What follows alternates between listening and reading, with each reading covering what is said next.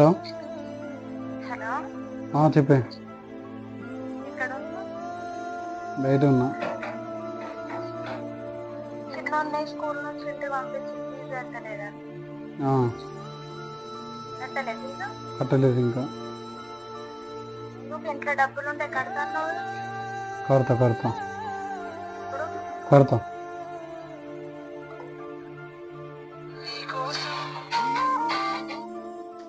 నువ్వు అక్కడ చేస్తాను ఫోన్ చేస్తాను దీనవ్వ. రంజిత్ గారు ఫోన్ చేస్తాడు, ఏం లేదు నీ అవ్వ అన్నా. ఇప్పుడు ఏం చేయాలో అసలు అర్థమైతే కదా. సరే అయితే రంజిత్ గారిని ఫోన్ చేద్దాం.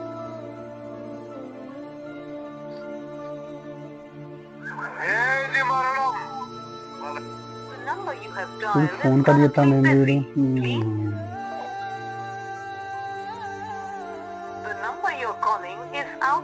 వీడు స్విచ్ ఆఫ్ విషయం ఎట్లయితే అట్లా ఎవరిని ఇంటికి పోయచ్చు. మా నెట్వర్క్ పరిధిలో లేదు.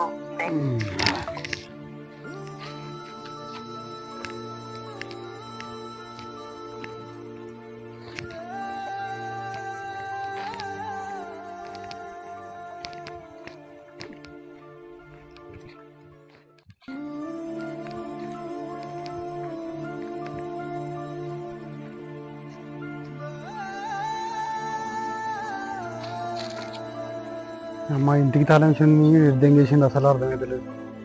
ఫోన్ చేస్తున్నా ఫోన్ కలుపుతలేదు. అమ్మ దిక్కు జీవితం ఇళ్ళకి పోయినా చూసేద్దాం.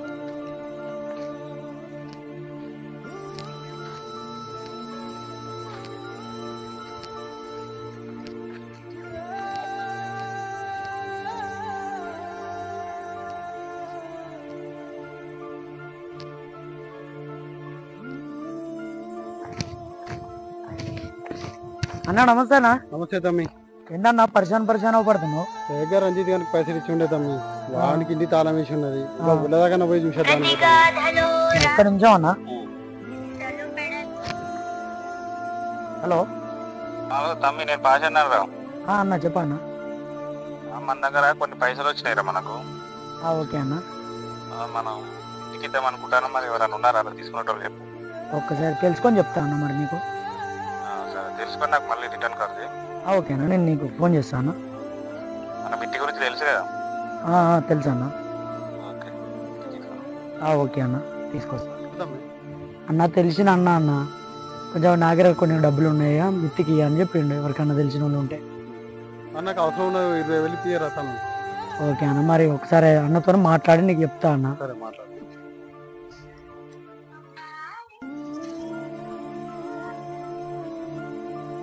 హలో అన్న. హలో తమ్మి, చెప్పు తమ్మి. పైసల గురించి అన్న డాడీ చెప్పినా అన్న. చెప్పినావా? ఏమన్నా తీసుకుంటా అన్నాడా? తీసుకుంటా అన్నారన్న. మిత్తి గురించి చెప్పినావుగా, మన మిత్తి గురించి. చెప్పినా అన్న. సరే మరి అది బాండ్ పేపర్ అది ఇది మరి రాసుకొని ఇస్తా అని చెప్పు వాళ్ళకి. చెప్పినా అన్న. మరి ఒకవేళ మిస్ చేస్తే ఎట్లుంటుందో తెలుసుగా మన దగ్గర. తెలుసా అన్న. సరే పూర్తిగా అనుకొని మనిషిని తీసుకురా మన దగ్గరికి. ఓకే అన్న. నమ్మకమైన మనిషే కదా? నమ్మకమైన మనిషి అన్న. మరి అదే మరి నిన్ను నమ్మే ఇస్తానా నేను. ఓకే అన్న. అటు ఇటు కాకుండా చూసుకో మరి. ఓకే అన్న. సరే తమ్మి, ఉంటాను. ఓకే రైట్ అన్న. నా మాట్లాడిన అన్న ఇస్తా అన్నాడు. కాగితం రాసి ఇవ్వాలని చెప్పిండు అన్న. కాగితం రాసి నీ సంతకం పెట్టి ఇవ్వాలని చెప్పిండు. ఇంట్రెస్ట్ ఎంత అన్నాడు? 5 రూపాయలు ఇంట్రెస్ట్ అన్న. తగ్గడని చెప్పిండు అన్న. కావాలి మరి, కొంచెం అవసరం ఉన్నాయి. ఓకే అన్న, నిన్ను తీసుకురమ్మన్నాడు కానీ ఇక మళ్ళీ ఆడికి తీసుకుపోవడం ఎందుకని నిన్ను తీసుకెళ్తే బాగుండదు.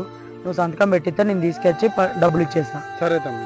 ఓకేనా పెడుతున్నా అన్న. ఒక నిమిషం ఉండన్నా, నేను పోయి పేపర్ తెస్తాను. సరే తమ్మి.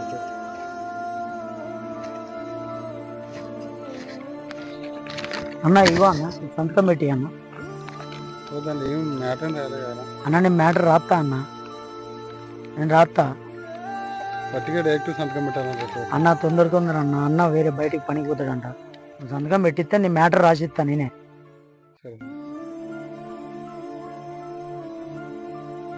పేరు నెంబర్ రాయన్న. నెంబర్ కూడా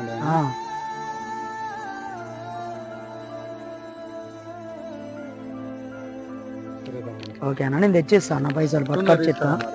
ఓకే అన్న ఇంకేనా ఉంటుంది ఉండన్న.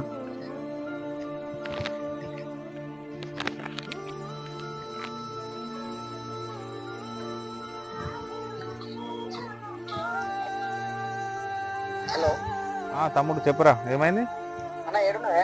ఇక్కడనే మన అడ్డ దగ్గర ఉన్నా నేను. ఓకే అన్న వస్తాను అన్న ఆడికి. ఓకే ఓకే ఇక్కడే వెయిట్ చేస్తారా? తొందరగా తమ్మి బయటికి పోయేది ఉన్నది నాకు వర్క్ ఉన్నది. ఉండన్న వస్తాను తొందరగా. ఏమైంది తమ్మి?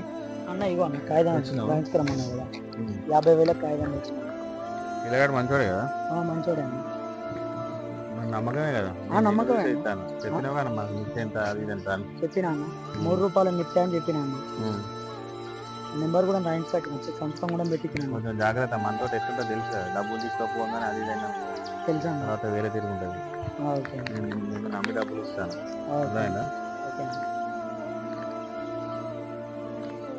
ఎంత తమ్మి? 50,000 అంతే కదా? మరి మనిషి మనకు తెలిసినోడే కదా, దగ్గరవాడేనా? తెలిసినోడే. నేనైతే ఇప్పుడు ఊళ్ళో మరి నేను చేస్తానా, నువ్వు ఏదో పేపర్ తెచ్చుకున్నావు మరి. ఓకే అన్న కొంచెం అటు ఇటు అయితే జాగ్రత్త మరి. ఓకే అన్న. ఓకేనా? ఓకే రైట్ అన్న.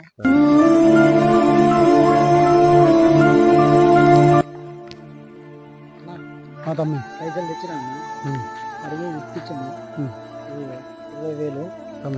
నెలకి ఇంట్రెస్ట్ 5 రూపాయలు ఇంట్రెస్ట్ అయితే బరాబర్ రెగ్యులర్గా ప్రతి మంత్ కట్టేయాలి.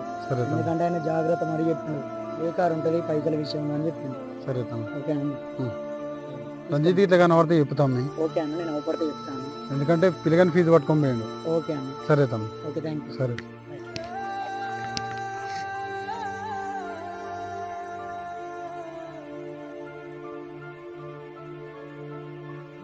ఇన్నే ఉన్నట్టున్నా కదా, సీన్ ఇన్నే ఉన్నట్టున్నా, సీన్ కలుసుకోవాలి, డబ్బులు ఎడిపోయాయి, కాసేపు కలుస్తలేదు మరి.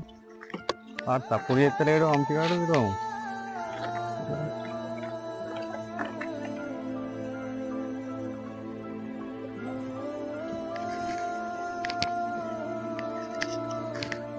వంశీగాడేమో కనబడతలేడు.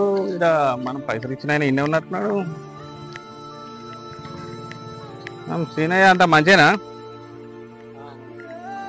ఏమైంది మరి? ఏం సంగతి? వాడు పైసలు ఎత్తుకపోయినాడు, అవపడతలేడు, నాయన నమ్మకం అన్నాడు, వాడి ఫోన్ అంతా స్విచ్ ఆఫ్ వస్తుంది. ఎన్ని కథ మరి? ఏమైంది? ఏం లక్షణం? మిత్తి పంపిస్తా అన్నాడు, మిత్తి లేదు, అది లేదు, ఇది లేదు. మరి పైసలు కాలేదంటే చెప్పాలి కానీ, వాడు దొంగ ఎత్తుకపోయినాడు, పైసలు ఎత్తుకపోతారు, మీరు చెప్పాలి కదా మాకు. పైసలు కాలేదంటే ఎప్పుడైతే అన్న? అయితే పంట చేసే ఉన్నది ఎరడు అది పంట పండుతుందో పంటదో అది నాకెందుకన్నా, కనీసం పైసలే పెద్దోని నాకంటే మనిషితో చెప్పించుకోవద్దన్న. మీరు డబ్బులు ఎట్లా తీసుకున్నామో అట్లా ఇచ్చినట్టు ఉండాలి. పైసలు ఎక్కడైనా కాలేదంటే ఎట్లా? నా వాడేమో ఫోన్ చేస్తే ఫోన్ ఎత్తాడు, ఫోన్ స్విచ్ ఆఫ్ అయిపోయింది మొత్తం. 2 సార్లు రింగ్ గానే ఖతం అయిపోయింది, ఇక ఫోన్ ఎత్తులేదు, స్విచ్ ఆఫ్ పెట్టి డైరెక్ట్. ఒకసారి వాడిని అడుగు మరి. అరే వాడు దొరకకనే కానీ నీ దగ్గరకు వచ్చింది. వయసులో మర్యాద ఇచ్చినప్పుడు దాన్ని మెయింటైన్ చేసుకోవాలి. వాడు నాకు ఇచ్చిందంటే మరి సంతకం ఎందుకు పెట్టినావు పేపర్లా? సంతకం పెట్టినా, నేను పెట్టలే అంటలేను కదా. 50,000 అంటే మన అట్లా బయట పడతాడు.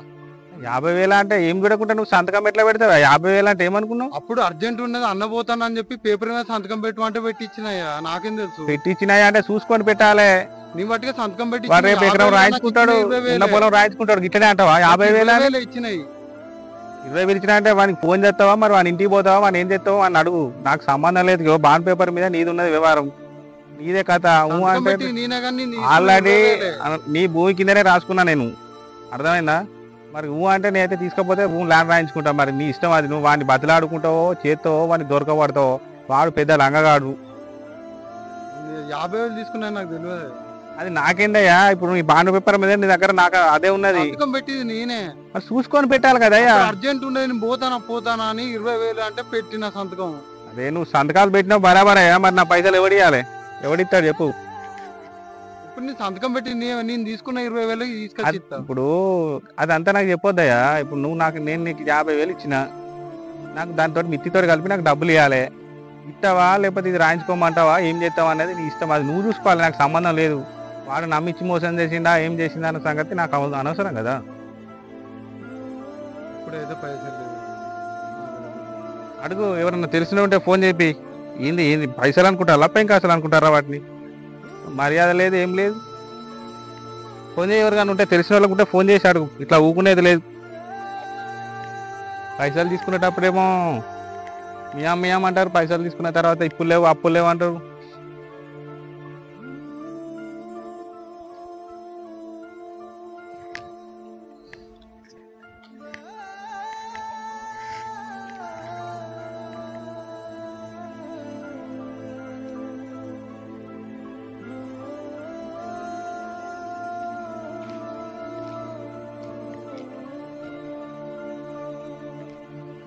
అన్నా, నేను నీకు 10 రోజులు టైం ఇస్తానన్నా.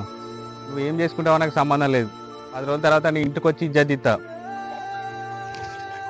పైసలు తీసుకోపోయే ముందు ఒక మాట అంటారు, తీసుకోపోయినాక ఒకటి అంటారు.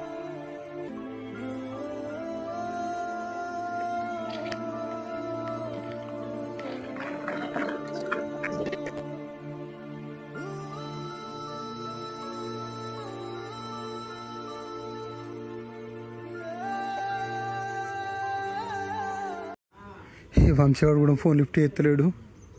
20,000 అని చెప్పి 50,000 తెంగిపోయిండు. నేను ఏం చేయాలి? నా పొలం గుంజుకునే తట్టున్నాడు. వీడు ఇంటికి వచ్చి ఇజ్జత్ ఇస్తా అంటాడు. అసలు ఏం చేయాలో అర్థమైతలేదు. ఒకసారి అయితే నరేష్కి అయితే ఫోన్ చేసి చూద్దాం. హలో, ఊళ్ళోకి వస్తున్నా అన్న. కష్టమా అన్న, నాకు వసూలు అయితే లేవు నాకు కొంచెం కష్టమన్నా. నా దగ్గర నేను చదవలేను. కష్టం ఏమనుకోకన్నా, నేను చదవలేను. వసూలు అయితే లేవు, కష్టం. ఏమనుకోకన్నా.